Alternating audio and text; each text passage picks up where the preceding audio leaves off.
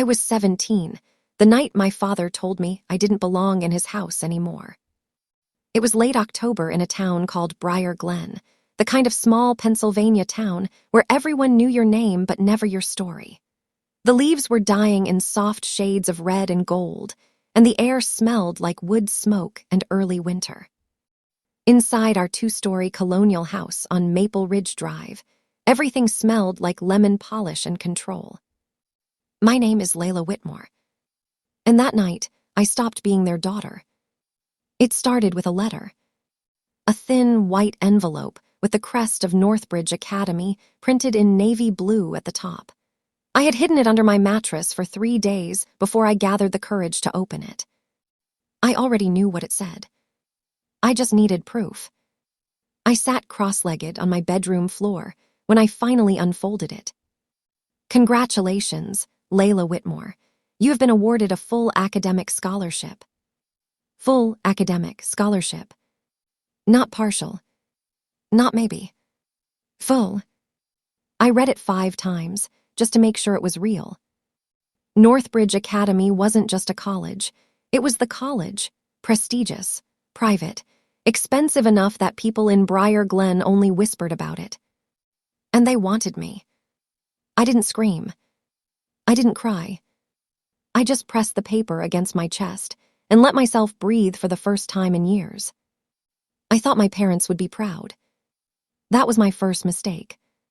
My father, Thomas Whitmore, believed in one thing: control. Control over the house. Control over money. Control over me. My mother, Elaine, believed in keeping peace. Peace in our house meant silence.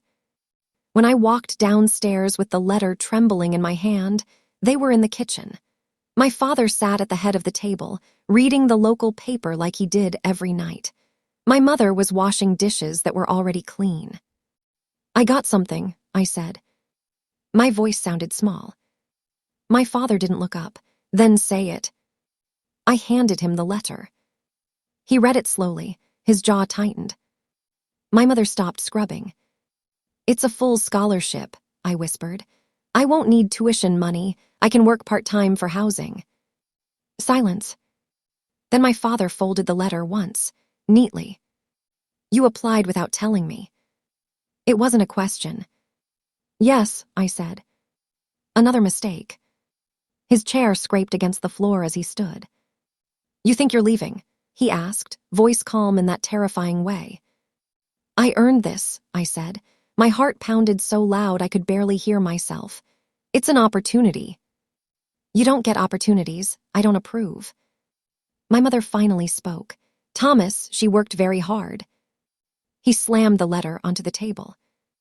You will attend Briar County Community College. You will live here. You will follow this family's plan. Plan. The plan was simple. Stay. Obey. Marry safe. Dreams weren't part of it. I'm going, I said. The moment the words left my mouth, I knew something irreversible had happened. My father's eyes changed. Cold, final. Then you don't do it under my roof. My stomach dropped. I'm not asking you for money. That's not the point. He walked to the front door and opened it. The October wind rushed inside. You walk out to chase your big city fantasy, he said quietly. Don't come back. My mother gasped. Thomas, she's 17. She's chosen, he replied. I stood there frozen. This wasn't supposed to happen. Parents were supposed to argue, threaten, eventually soften. But my father didn't soften. He waited. I could feel the whole house holding its breath. I thought about apologizing. About saying I'd stay. About folding myself back into the shape they wanted. Instead, I went upstairs. I packed 1 suitcase. 3 pairs of jeans. 2 sweaters. My scholarship letter. A childhood photo of my grandmother holding my hand. My grandmother had been the only one who ever told me I was capable of more than Briar Glen. She died when I was 14. After that, the house became quieter. Heavier. When I came back downstairs, My mother's eyes were red. "Layla," she whispered, "just tell him you'll think about it." I wanted her to stop him, to choose me. She didn't. My father stepped aside, holding the door open. No yelling. No dramatic explosion. Just dismissal. "You're not my responsibility anymore," he said. And just like that, I walked out. 17 years old. One suitcase. No car. No money. The door shut behind me. Locked. I didn't cry until I reached the bus station. Briar Glen's station was barely more than a bench and a flickering overhead light. The last bus to Philadelphia left at 10:45 p.m. I had exactly $12 in my wallet. The ticket cost $11. I bought it, sat on the bench, and stared at the dark road ahead. I kept expecting headlights to pull up. My mother rushing out. My father changing his mind. No one came. When the bus finally arrived, I stepped on without looking back. That was the night I stopped being their daughter. What I didn't know then was this. 20 years later, a lawyer would stand in that same house on Maple Ridge Drive and say my name like it still belonged there. Layla Whitmore is the sole beneficiary. $4.2 million. But that story begins long after the bus ride. Because first, I had to survive. The bus smelled like diesel and cheap coffee. I didn't sleep the entire ride to Philadelphia. I kept replaying the door shutting. The click of the lock. 17 years old and already erased. When the skyline finally appeared through the dirty window, I felt two things at once. Terror and freedom. Philadelphia didn't welcome me. It swallowed me. Northbridge Academy's campus looked nothing like Briar Glen. Ivy-covered buildings, students in tailored coats, laughter that sounded expensive. I arrived with one suitcase and $11 less than I had the night before. My scholarship covered tuition. It did not cover life. Housing required a deposit I didn't have. Food required money. Money required time. And time required stability. I had none of it. The first week, I slept in the campus library. There was a corner behind the philosophy shelves that security rarely checked. I learned the guard's routine by the second night. I would wait until closing. Pretend to leave. Slip back in when someone else exited. Curl up with my coat as a blanket. I told myself it was temporary. Temporary is a powerful lie. By day, I was invisible. I sat in the front row of every lecture, took perfect notes, spoke only when necessary. No one knew I washed my face in public bathroom sinks. No one knew my dinner was a 99-cent vending machine sandwich split across 2 meals. No one knew that when people talked about going home for Thanksgiving, I had nowhere to go. I refused to call my parents. I refused to prove them right. 2 weeks in, the bursar's office sent an email. Housing balance overdue. I stared at the number on the screen. $1,140. It might as well have been $1 million.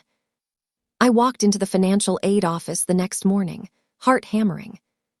The woman behind the desk wore red lipstick and impatience. "You didn't list parental income," she said. "They don't support me," I replied. She raised an eyebrow. "You're 17. I turn 18 in 3 months. That's not how the system works." The system didn't care that my father locked the door. The system cared about signatures. Tax returns. Proof. I left with nothing. That night, I applied to every job within walking distance. Coffee shops, bookstores, grocery stores, cleaning services. By the end of the week, I was working 3 part-time jobs. Mornings at a cafe. Afternoons shelving books. Nights cleaning office buildings downtown. I slept 4 hours a night. Sometimes less. But I paid the deposit. I moved into a shared dorm room with a girl named Marissa, who smelled like vanilla perfume and privilege. She assumed I was mysterious. I didn't correct her. The first time I nearly broke was in December. Snow covered the campus. Students decorated their dorm doors with wreaths. Marissa left for Aspen with her family. "Are you going home?" she asked casually while zipping her suitcase. "No," I said. She didn't ask why. I was alone in the dorm for 3 days before the heating system malfunctioned. It was Christmas Eve. The maintenance office was closed. I wrapped myself in every piece of clothing I owned and sat on the floor shaking. And for the first time since I left Briar Glen, I almost called my mother. My thumb hovered over her number. I imagined her whispering, "Just come home." But home wasn't a place anymore. It was a condition. And I had been disqualified. I put the phone down and survived the night. Years blurred after that. Freshman became sophomore. Sophomore became senior. I graduated with honors. No one in the audience clapped for me. I clapped for myself. I didn't invite them. After college, I didn't chase dreams. I chased stability. I took a junior analyst job at a logistics firm. It wasn't glamorous. It paid consistently. I worked. I learned. I stayed quiet. People underestimated me. I let them. At 23, I was promoted. At 25, I was managing a team twice my age. At 27, I bought my first car. At 28, I stopped checking my bank account with fear. At 30, I realized something dangerous. I didn't miss them anymore. But the past doesn't disappear. It waits.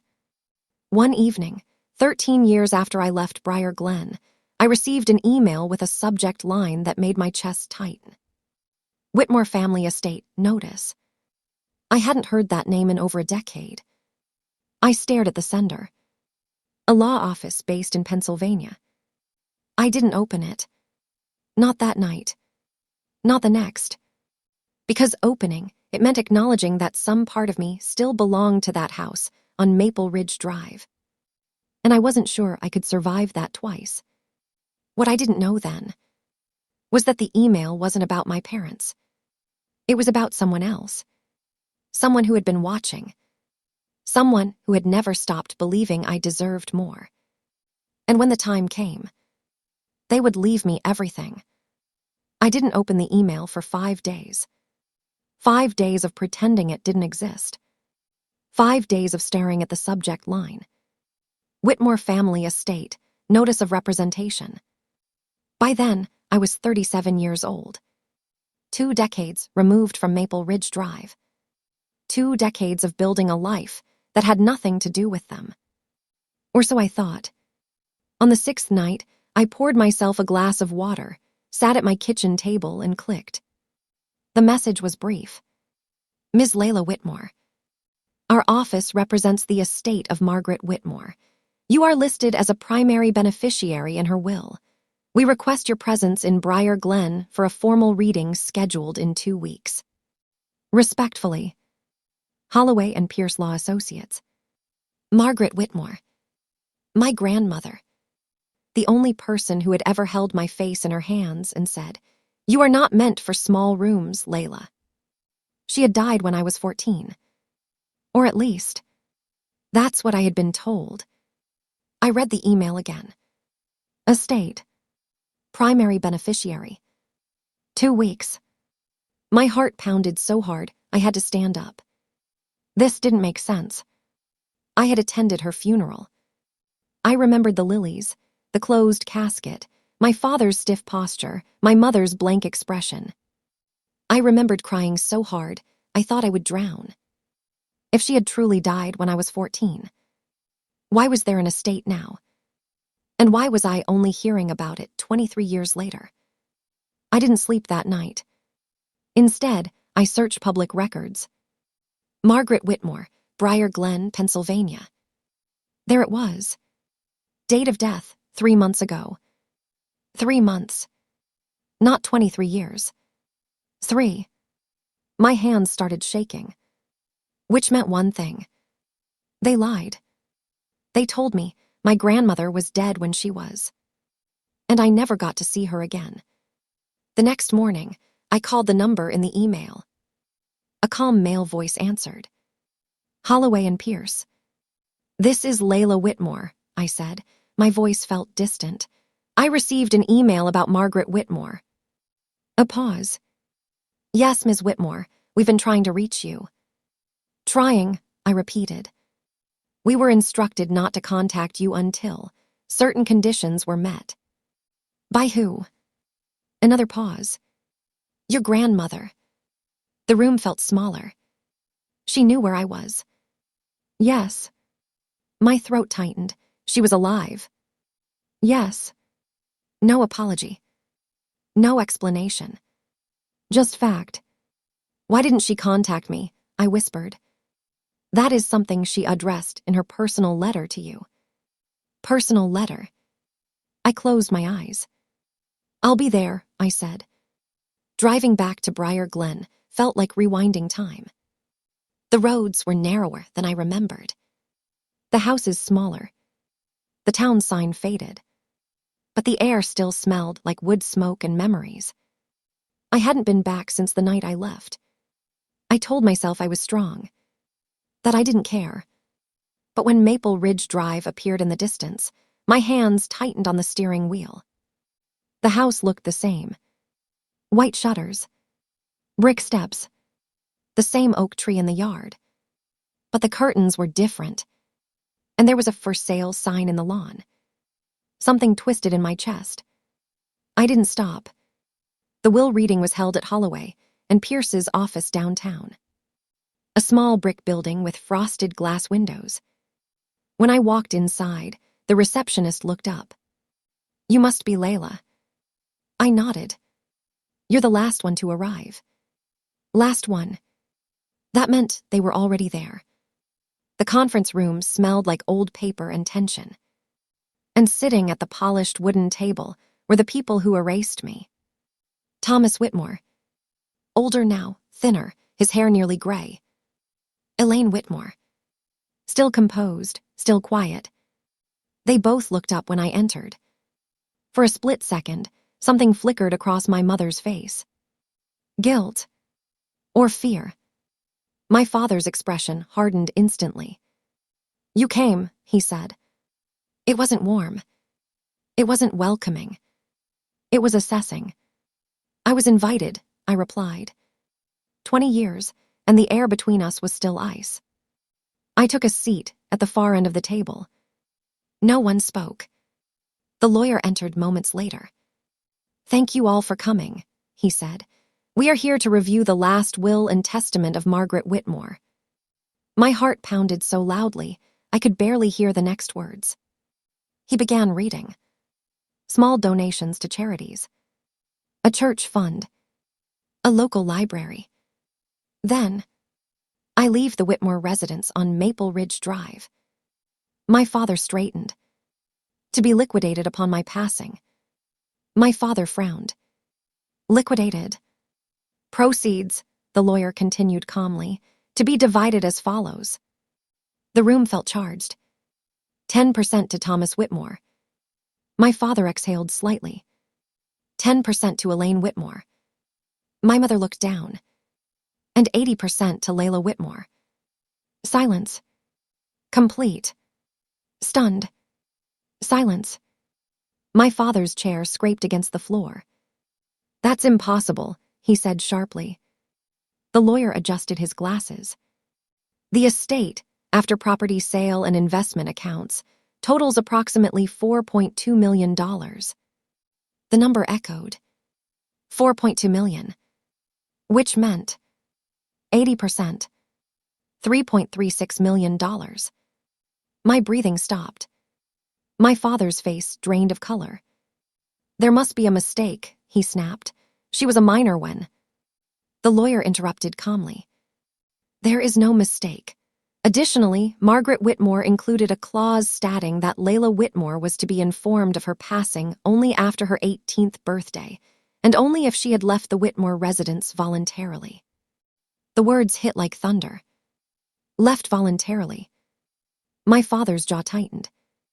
She left on her own, he said quickly. The lawyer looked at me. Did you? The room tilted. The memory of the open door. The cold air. The words, "You're not my responsibility anymore." I met my father's eyes. No, I said. Silence swallowed the room. The lawyer nodded slowly. In that case, Ms. Whitmore, the clause stands. You are the primary beneficiary. My mother began to cry softly. My father said nothing. For the first time in my life. He had no control over the outcome. But the lawyer wasn't finished. There is also a personal letter, addressed solely to Layla Whitmore. He slid a sealed envelope across the table. The handwriting on the front was unmistakable. Margaret Whitmore. My grandmother. My hands trembled as I picked it up. The paper felt heavier than it should have. Heavier than money. Heavier than inheritance. Because whatever was inside would explain why they told me she was dead, and why she waited 20 years to speak again. I didn't open it there. I couldn't. Instead, I stood, without looking at my parents, without saying goodbye, and walked out of the office with an envelope worth more than $4 million. But it wasn't the money that made my knees weak. It was the truth. And I had a feeling. The truth was going to hurt. I didn't open the letter in my car. I didn't open it in a cafe. I didn't open it anywhere near Briar Glen. I drove 40 minutes out of town until the streets turned into open highway and the houses disappeared. There was a quiet overlook I remembered from childhood, a place my grandmother once took me to watch the sunset when I was 9. She had told me, when everything feels small, come somewhere wide. So I parked there. The wind was sharp, the sky stretched endlessly gray. And for the first time in 20 years, I allowed myself to feel like someone's granddaughter again. I opened the envelope. The paper inside was thick, cream-colored, familiar handwriting slanted slightly to the right. My dearest Layla, if you are reading this, it means 2 things. 1, I have finally left this world for good. 2, you were brave enough to leave that house. My throat tightened. I kept reading. I did not die when you were 14. The words blurred instantly. I wiped my eyes and forced myself to focus.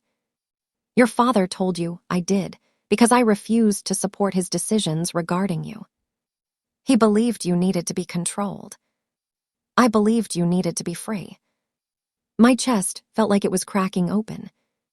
When I objected to the way he spoke to you, the way he minimized your intelligence, he cut contact. He told you I had passed because it was easier than admitting he could not control me either. The air left my lungs. They didn't just throw me out. They erased her too. I watched from afar Layla.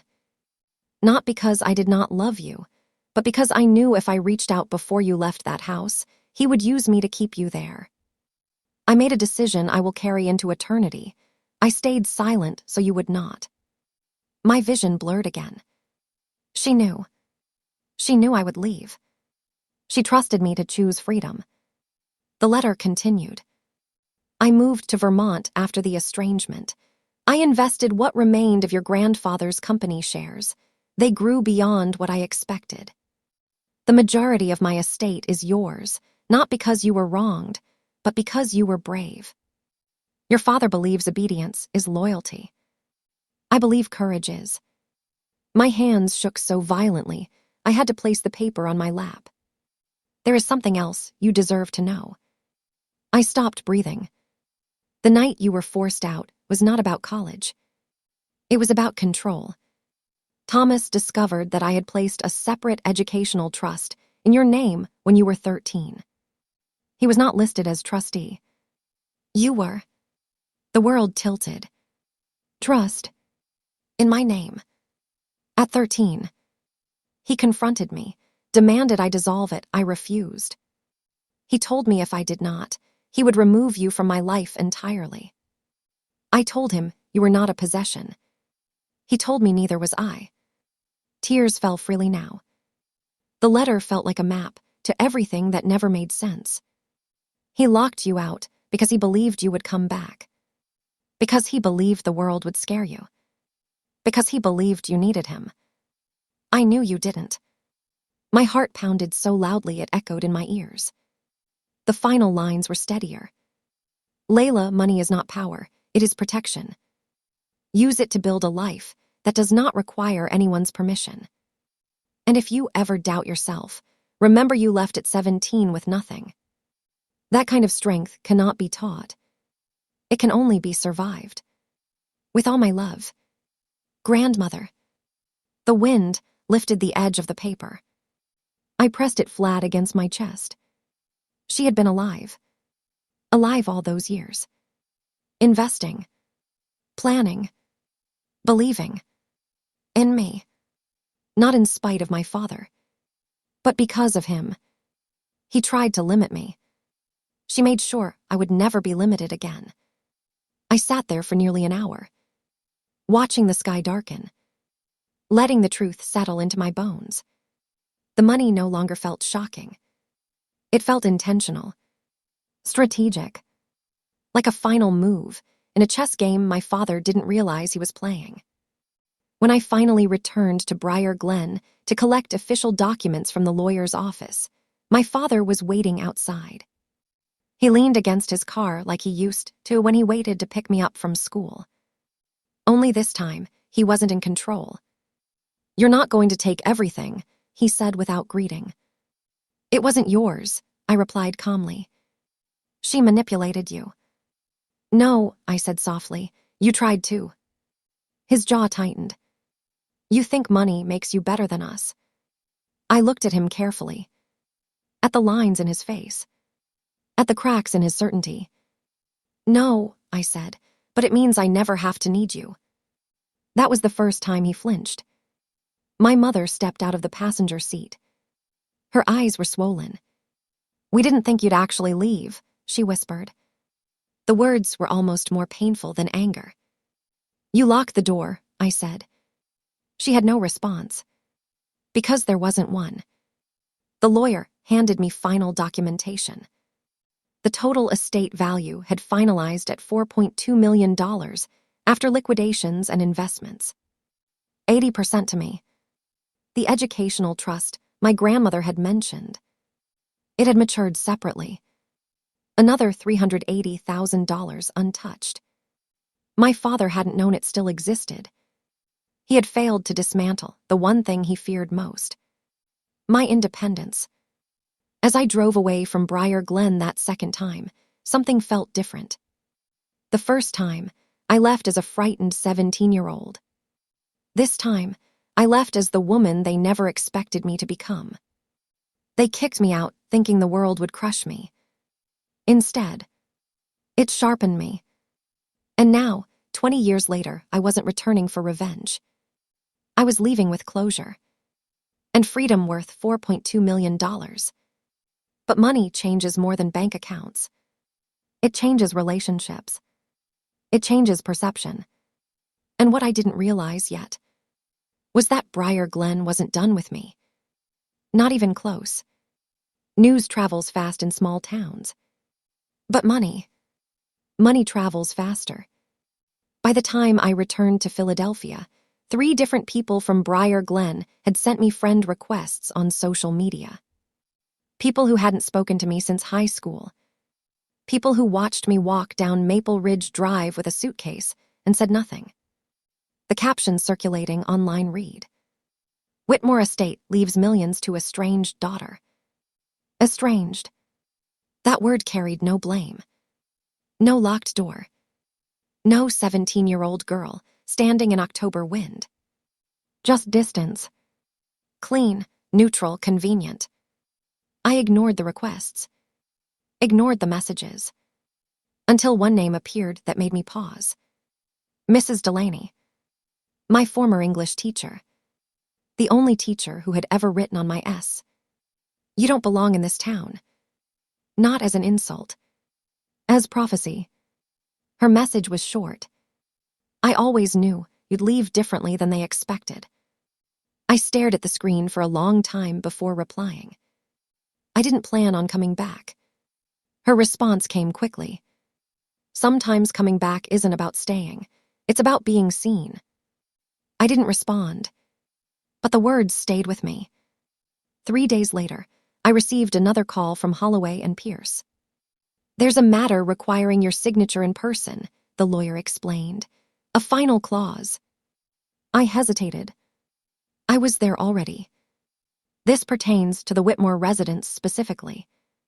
My grandmother's house. I closed my eyes. I'll come tomorrow.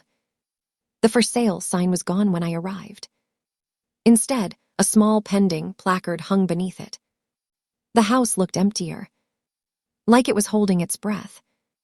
Inside, it smelled like dust and old wood. The lawyer stood in the living room with a folder in hand. There is an addendum, he said carefully. Your grandmother specified that if you chose to, you could purchase the home from the estate at market value before liquidation. Purchase it, I echoed, at a significantly reduced internal rate. The number he showed me was less than a quarter of what the property would sell for publicly. My grandmother hadn't just given me money. She'd given me choice. The choice to reclaim the place where I was erased, or let it go.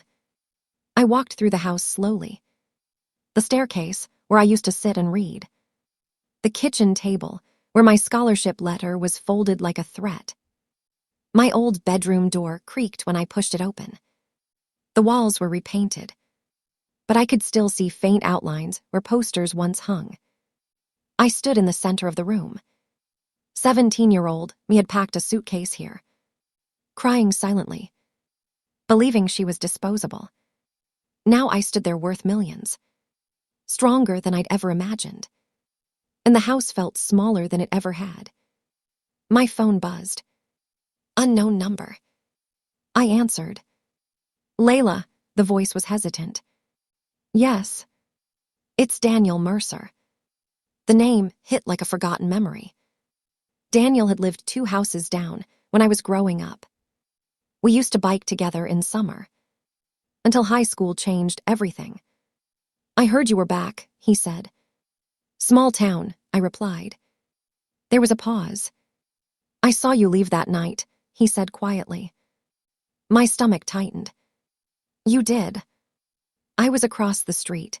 My dad told me not to get involved. Of course he did. I always wondered what happened, he continued. They told everyone you ran off. I laughed softly. They would. Another pause.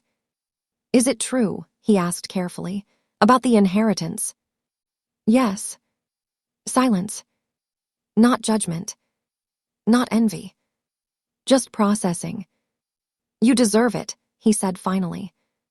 And for some reason, that simple sentence felt heavier than the lawyer's announcement. Because Daniel remembered me before I was erased.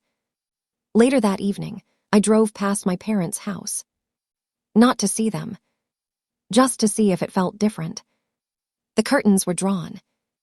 The porch light flickered. For the first time, it didn't feel intimidating. It felt fragile.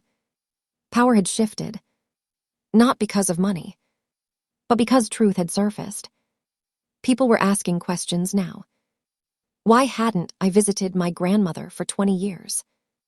Why was I absent from every family gathering? Why did the will mention estrangement? Small towns survive on stories. And this one was unraveling. The next morning, Mrs. Delaney called. The school board heard about the estate, she said. They're trying to raise funds to prevent program cuts. I didn't answer immediately. Layla, she continued gently, you don't owe this town anything. I knew that, but something inside me stirred. Not obligation. Not revenge. Something else. Control. They once decided my future for me. What if I decided theirs? That afternoon, I signed the paperwork. But not for the house. For something else. I requested a meeting with the Briar Glen School Board. When I entered the auditorium a week later, every seat was filled. Whispers followed me down the aisle. Some curious, some guilty, some calculating. The principal cleared his throat nervously. "We understand you've requested to address funding concerns." "Yes," I said calmly. My father sat in the third row. He hadn't expected this. Neither had the town. "I will be establishing a scholarship fund," I announced. Murmurs rippled through the room. "In my grandmother's name." More whispers. The principal leaned forward eagerly. "That's incredibly generous." "There's one condition," I said. Silence fell. The air thickened. "The scholarship will be awarded to students pursuing out-of-state universities." A few people shifted uncomfortably. "And," I continued evenly, "it will include housing and living expenses." Now the tension was visible.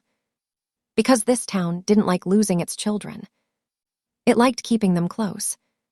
Contained. "I want no student here to stay because they're afraid they can't afford to leave," I finished. The room was quiet. I looked directly at my father. I don't believe in control disguised as protection. His jaw tightened. But he said nothing. For the first time in my life. He had no authority in the room. After the meeting, Daniel approached me outside. "You just changed this town," he said softly. "No," I replied. "I just gave them a door." He smiled faintly. "And if they walk through it, that's up to them." That night, I stood once more on Maple Ridge Drive. But I didn't feel anger. I didn't feel loss. I felt something quieter. Completion. They kicked me out at 17, believing I would come back smaller. 20 years later, I returned taller. Not because I inherited $4.2 million, but because I survived without it. And tomorrow, I was leaving Briar Glen again. For good. But before I could, there was one more knock at my hotel door. And when I opened it, everything shifted one last time. The knock came at 9:17 p.m. 3 firm taps. Not hesitant. Not uncertain. Deliberate. I had just finished packing. My flight back to Philadelphia left at 6:40 a.m. I wasn't planning on seeing anyone else before I left Briar Glen for the second and final time. I opened the door. It was my father. Thomas Whitmore looked smaller than I remembered, not physically. Authority-wise. He stood in the dim hallway light, hands at his sides, jaw tight like he'd rehearsed something and forgotten it. "Can I come in?" he asked. It was the first time in my life he had ever asked permission. I stepped aside. He walked in slowly, scanning the room like he expected it to judge him. Neither of us sat down. "I won't take much of your time," he began stiffly. Time. That was ironic. "You made a spectacle at the school," he continued.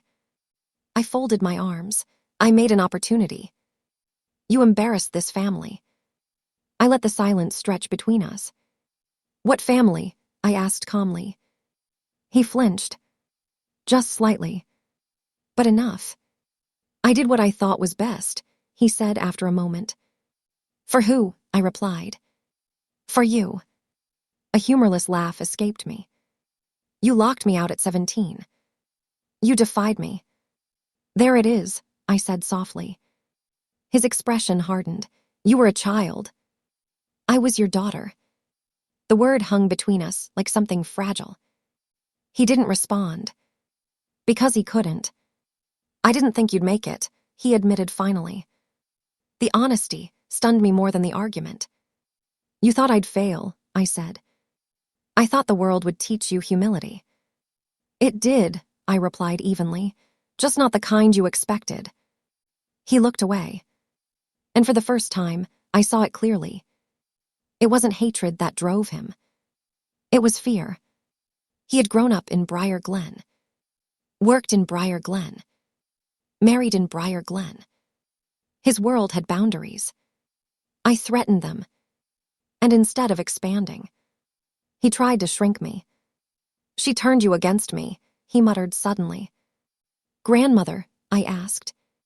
She filled your head with ideas. I shook my head slowly. She filled my head with belief. That belief cost us our relationship. No, I said quietly, your control did. Silence. Heavy, final. He looked older than his years in that moment. $4.2 million, he said, almost to himself.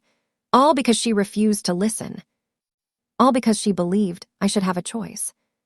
His jaw tightened again. But the fight had drained from him. I came here, he said stiffly, to ask something. I waited. He swallowed once. The house. My expression didn't change. I want to buy it, he continued, before you decide anything. So that was it. Not reconciliation. Real estate. You don't have the funds, I said. He didn't deny it. I can arrange financing. You couldn't afford my housing deposit 20 years ago, I replied. What changed? His silence answered for him. Pride. Perception. Appearances. I'm not buying it, I said finally. He blinked. You're not. No.